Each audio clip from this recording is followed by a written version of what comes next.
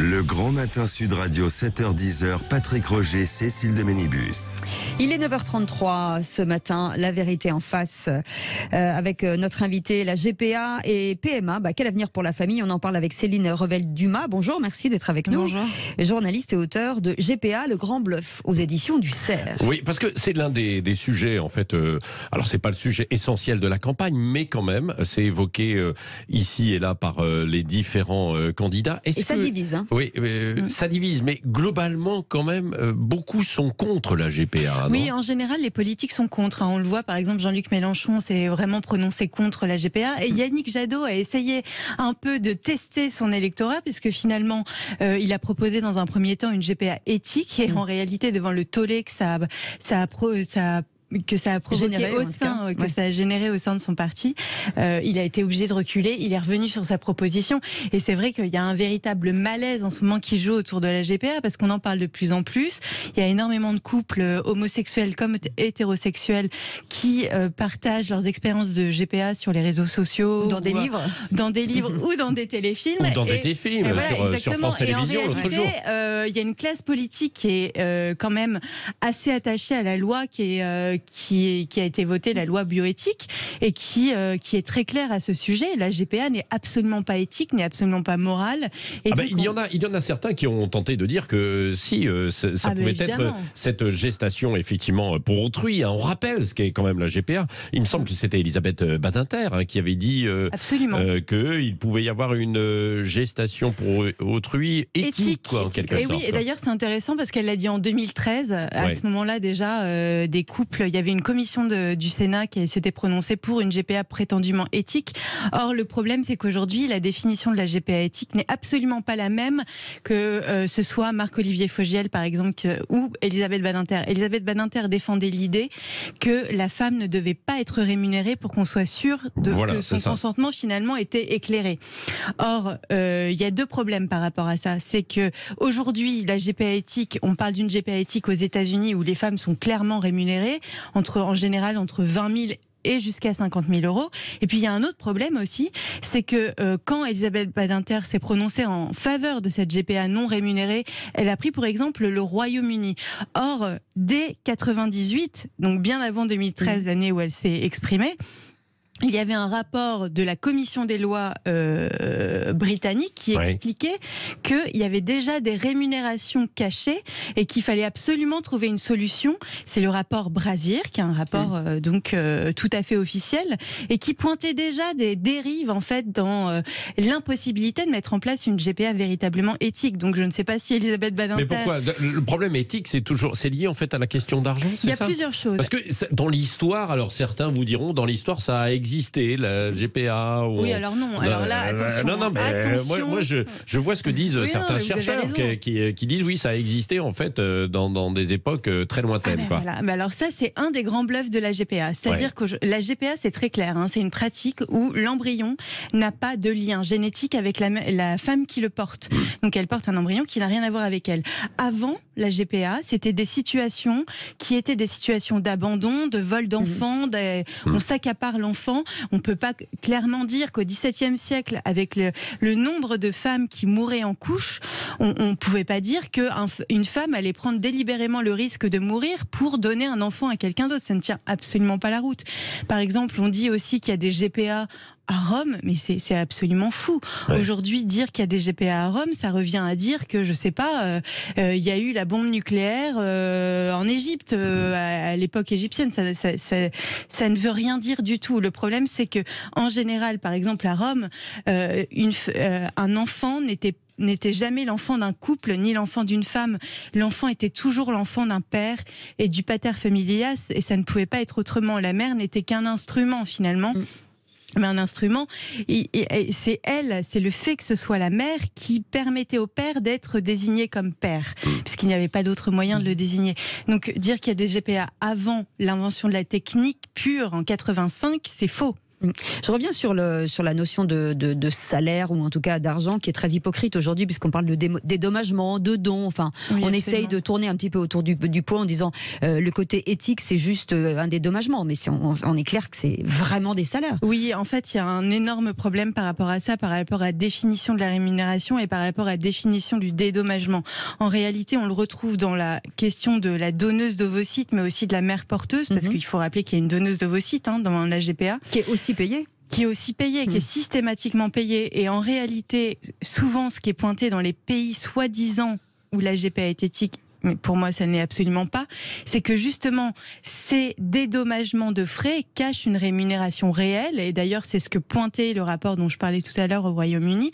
Et donc le problème, c'est qu'il y a déjà ces frais augmentés qui sont des frais qui vont par exemple du remboursement de l'animal, des soins pour l'animal de compagnie, des frais de télécommunication, et puis surtout le plus souvent il n'y a aucune preuve ni aucune limite de ces frais.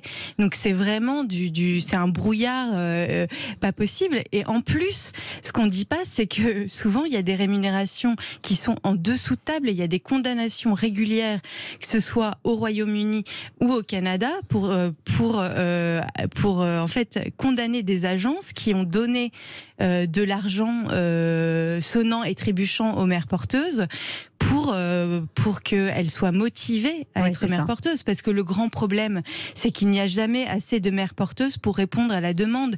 Et c'est là... Surtout qu'on dit que les mères porteuses ont suffisamment d'argent et qu'elles ne le font pas pour l'argent, ce qui est absolument faux, parce qu'en fait, on s'en rend compte, que ce soit en Inde, dans des pays où vraiment le niveau de vie est très faible, ou dans des pays plutôt occidentalisés comme les États-Unis, là on se rend compte que systématiquement, les sociologues le montrent très clairement, ce sont des femmes qui appartiennent à la classe moyenne basse, ou des femmes qui appartiennent par exemple à la classe ouvrière. Et donc dans ces cas-là, c'est systématiquement pour améliorer ces conditions de vie. Très exceptionnellement, pour être tout à fait succincte, et il y a des femmes qui effectivement le font sans vouloir être rémunérées et sans vouloir être remboursées des frais. Mais ça, c'est la religion, ça sont les catholiques, non ? Oui, oui, alors c'est très rare. Même chez les catholiques, c'est très, très, très, très rare. Mais dans un souci d'honnêteté, il convient de le dire. Mais même dans ces conditions-là, on ne parle plus de l'enfant. Et là, même si la femme est tout à fait, je veux dire, dans une démarche altruiste, ce qui peut arriver, l'enfant, lui, la GPA n'est pas acceptable pour lui, parce que de toute manière, on ne prend jamais en compte le fait qu'il est séparé de cette femme à la naissance, et c'est quand même un peu la roue de la truce, il faut bien le dire. Oui, mais après, qu'est-ce qui est le plus important au fond ? Est-ce que ce sont la manière dont on pratique, ou est-ce que ce sont les enfants, et les enfants qui vont être aussi, c'est ce que défendent en fait beaucoup, qui vont être aimés par des couples qui sont en souffrance parce qu'ils sont infertiles, ou alors homosexuels et ils ne peuvent pas avoir d'enfants ? Alors attendez, parce que ce qui est prioritaire, c'est quand même, on se bat à tout prix pour que l'enfant soit présent, mais s'il n'est pas là, il n'empêche que... Non, mais ces couples aussi qui ne peuvent pas avoir d'enfants peuvent avoir des enfants aussi à travers cette technique, quoi. Et si les enfants, parce que sinon, quelles sont les autres solutions ? Il y a des autres solutions, justement, c'est important de le dire. Il y a la coparentalité déjà pour les couples homosexuels, et ensuite il y a l'adoption. Aujourd'hui, il n'y a aucun combat d'ampleur qui a été mené pour l'adoption, alors qu'il y a des campagnes médiatiques qui se jouent pour la GPA. Donc c'est-à-dire qu'il y a une disproportion totale. Le problème, c'est qu'il faut absolument assouplir les politiques de recrutement et d'adoption, ce qui n'est pas le cas aujourd'hui. Or, le combat autour de la GPA n'est absolument pas légitime. On parle quand même de remettre en question, je veux dire, probablement la liberté de la femme, la liberté de l'enfant d'avoir une mère, par exemple, ou d'être en contact avec celle qui l'a porté, ou ses origines, tout simplement, alors que ça représente, entre 2013 et 2019, c'est 550 enfants nés de GPA, selon le ministère de la Justice, alors que dans le même temps, il y a 550 selon le ministère de la Justice, alors que dans le même temps, il y a 5,3 millions d'enfants qui sont nés en France. Ça veut dire 0,01% des naissances. Et on veut complètement bouleverser notre droit, bouleverser les droits de l'enfant, l'enfant. C'est vrai que les couples infertiles souffrent. Mais je veux dire, il y a la solution de l'adoption. C'est compliqué. Oui, mais la solution de l'adoption, c'était quand même extrêmement compliqué, quoi. C'est compliqué, mais oui, mais ça vaut la peine quand même de s'en occuper et de simplifier la procédure pour quand même préserver les droits de l'enfant. Aujourd'hui, les gynécologues, parce qu'on dit que effectivement les enfants sont aimés, sécurisés, que ça ne posera aucun problème, mais c'est pas ce que disent les psychologues ou les gynécologues ou les obstétriciens ou tous les professionnels de la naissance qui disent attention. Enfin, je veux dire, la priorité c'est quand même l'enfant, c'est son bien-être, c'est son arrivée dans le monde de la meilleure manière possible. Or là, c'est précisément celui dont on s'occupe le moins. Quand on interroge en fait les enfants de ces familles, visiblement ils sont heureux quand même. Ils sont heureux. Alors déjà, ces familles-là, on a peu de recul. On a peu de recul, d'accord, mais quand même. Ouais. Il y a effectivement des études, et notamment qui sont citées par les partisans de la GPA, ou ces familles-là en l'occurrence, qui sont des études qui ont été faites par Suzanne Golombok, qui est une sociologue britannique. Et ces études, elles montrent qu'effectivement, la conclusion, c'est de dire qu'il y a un bien-être de ces enfants. Le problème, c'est quand on regarde le détail de l'étude, elle montre très bien qu'au bout à l'âge de 7 ou 8 ans, ces enfants ressentent des problèmes psychologiques assez graves qui sont similaires aux problèmes psychologiques des enfants nés de l'adoption internationale. On sait que c'est absolument pas anodin, l'adoption internationale. Ça ne veut pas dire qu'il ne faut pas adopter les enfants, mais ça veut dire tout simplement que ça n'a rien de neutre, ça n'a rien de transparent. Et donc ces enfants, Suzanne Golombok nous dit, à 10-11 ans, ça va mieux, ils sont un peu mieux dans leur peau. Et puis à 14 ans, il y a effectivement des questionnements qui reviennent sur leur origine, leur venue au monde, pourquoi finalement la mère porteuse les a portés puis les a laissés, est-ce qu'ils ont des frères et sœurs, est-ce que les enfants de la mère porteuse, celle qu'elle a éduquée, sont leurs frères et sœurs, quel lien elle a avec eux. Et l'étude s'arrête à 14 ans. Voilà, donc on a une étude sur l'individualité jusqu'à 14 ans, alors qu'on sait très bien que 14 ans, c'est l'âge où précisément on commence, mais c'est vraiment les prémices de se penser en tant qu'individu. Et c'est là où peut-être le questionnement va commencer, on va se construire, on va élaborer un récit personnel. Mais c'est toute sa vie durant que finalement on va essayer de repenser sa venue au monde. Donc c'est trop tôt pour arrêter les études. 0826 300 300, dans un instant vous voulez poser des questions ou apporter votre témoignage, bien entendu. On vous attend au standard et on revient dans un instant. Avec Céline Revel-Dumas qui est avec nous, auteur de ce livre, GPA, le grand bluff. Et puis on verra derrière pourquoi c'est important, et finalement on en parle dans cette campagne électorale et l'idéologie éventuellement qu'il y a derrière la GPA, parce que évidemment c'est l'un des sujets aussi. Le Grand Matin Sud Radio, 7h-10h, Patrick Roger, Cécile de Ménibus. Sud Radio, présidentielle 2022. La vérité en face. Et la vérité en face à ces grands sujets, la GPA, la PMA. Quel avenir pour les familles, avec Céline Revel-Dumas qui est avec nous, journaliste et auteur de GPA, le grand bluff, aux éditions du Cerf. Et vos appels, bien entendu, au 0826 300 300. Oui, alors il faut le dire, donc prêter un corps pour faire naître en fait un enfant, c'est ça, prêter ou louer, puisque c'est ça, une femme pour une famille. Ça se fait où d'ailleurs aujourd'hui? Donc vous avez parlé beaucoup des États-Unis. Oui, il y a les États-Unis, le Canada, le Royaume-Uni, Israël l'a légalisé dès 96 d'ailleurs. C'est très bien parce qu'on peut percevoir toutes les dérives qui en ressortent. L'Asie du Sud-Est également, donc on a l'Inde qui a ouvert puis fermé son marché, le Laos, le Népal. Il y a énormément donc de pays. Dans ces pays, il y a des femmes donc qui sont dans des agences en fait pour ça. Oui. En Europe, il n'y a pas encore. Alors l'Europe, il y a le Royaume-Uni, la Belgique qui a tenté d'encadrer aussi la pratique, mais c'est vrai que l'Europe est plutôt très réfractaire à cette pratique-là. L'Allemagne l'interdit, la France l'interdit, l'Italie l'interdit. Ce qui est assez dingue et qu'il faut dire à l'occasion de cette campagne électorale, c'est que la France l'interdit, mais ça se pratique tout de même, puisqu'il y a donc des familles. Alors, et on peut naturaliser les enfants maintenant. Absolument. Non, mais c'est un peu tout le débat, quoi, finalement. Légaliser, pas légaliser, quoi. Voilà, on ne peut pas interdire ce qui est autorisé à l'étranger. Donc, c'est-à-dire que ces couples vont à l'étranger, souvent aux États-Unis, souvent en Ukraine, là où c'est beaucoup moins cher. Ou éventuellement pendant de longues années en Inde aussi, où là on appelle ça la GPA low cost. Maintenant ça s'est arrêté parce que ça a été des dérives tellement intenses où c'était de l'exploitation pure des femmes parqués tout simplement dans des appartements à plusieurs en attendant leur grossesse.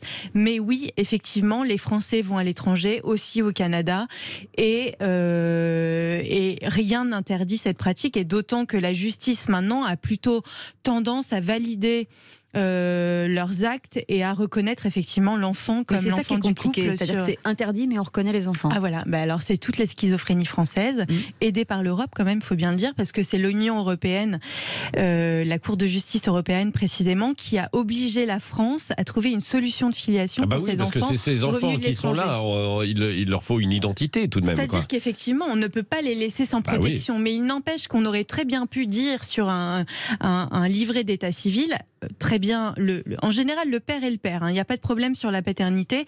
Le problème qui se pose, c'est uniquement sur la maternité. On aurait très bien pu dire sur l'état civil, attention, mère américaine, née de mère porteuse. Là, aujourd'hui, non. Ou même reconnaître la mère, tout simplement. Oui, sauf que le problème, c'est qu'aux États-Unis, elle ne se reconnaît pas comme mère.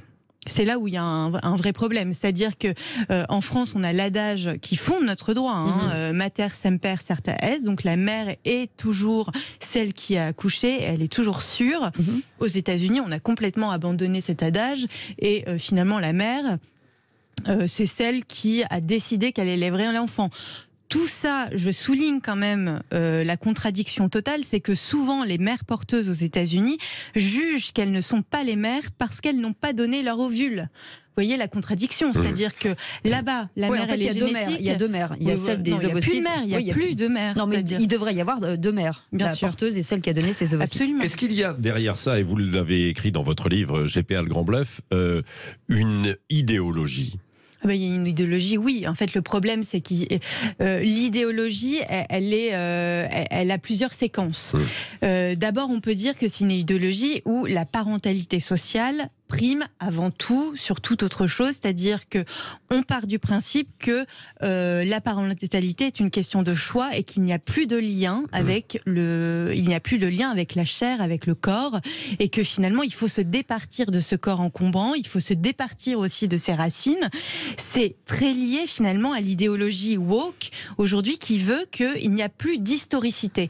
L'homme n'est plus histoire, il n'est plus lié, il est finalement tout puissant, c'est l'homme émancipé et c'est l'homme qui s'auto-construit.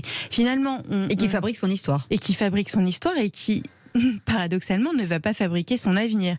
C'est un homme qui est dans l'instant présent et qui veut abandonner tout finalement carcan historique, corporel, et donc c'est ça l'idéologie derrière laquelle se cache la GPA. Donc en fait, après avoir finalement fait le deuil du père à partir des années 60, on essaie de faire le deuil de la mère. Le problème, c'est que dans le même temps, on est dans une société qui est en train de revenir à l'origine. C'est très paradoxal, mais on s'occupe de plus en plus de nos traits génétiques, d'où vient notre ADN, avec qui on est en lien. Et aujourd'hui, il y a une demande intense pour le coup, de connaître ses origines. Oui, pour le coup, c'est tracé tout de même aussi. C'est tracé. On le voit par exemple dans les enfants nés de PMA à partir des années 70. Dans les sécos, les banques de sperme, c'était des dons anonymes. Et aujourd'hui, il y a des associations qui se forment d'enfants qui demandent absolument à être en contact avec leurs géniteurs, qui ne considèrent pas toujours comme leur père, par exemple, mais leurs géniteurs, parce qu'ils se disent, moi, tant que je ne sais pas, tant que je n'ai pas de visage, tant que je n'ai pas de nom, je n'arrive pas à me construire. Oui. Dans la PMA, est-ce qu'il y a autant d'idéologie ? Pas vraiment quand même, non ? Parce que c'est une solution intermédiaire. La PMA n'est pas aussi... ne bouleverse pas autant la procréation médicalement assistée, je le redis en fait pour les auditeurs. Parce que justement, la mère n'est pas remise en question. La mère est toujours celle qui accouche. Il n'empêche qu'effectivement, il va y avoir ce creux possible et ce vide possible qui est la question du père.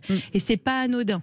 Donc on ne peut pas, mais on ne peut pas faire de parallèle total parce que c'est vrai que la GPA emporte aussi tout un tas de tiers, un marché qui comprend des intermédiaires. Donc ce n'est pas un marché mercantile comme la GPA, la PMA. Et juste pour revenir sur la GPA, et en plus ça crée des inégalités parce que les mamans seules qui veulent faire, en tout cas utiliser la GPA, ne peuvent pas aujourd'hui reconnaître leur enfant, être reconnues en France comme étant mère de cet enfant. Ah oui, oui, bien sûr. Oui, c'est vrai que là, il y a un problème parce que c'est ce qu'on dit, le privilège spermique, c'est-à-dire que dans la GPA, il n'y a qu'une seule, un seul individu qui est sûr, c'est le père. Donc en fait, on transforme l'adage. Ce n'est plus la mère qui est sûre, mais c'est le père qui est sûr. Et je voudrais aussi insister sur un point qui est que souvent, cette idéologie woke insiste sur la liberté de la femme à être mère porteuse, finalement à faire ce qu'elle a envie de son corps. Mais le problème, c'est que dans la GPA, la femme ne fait absolument pas ce qu'elle a envie de son corps.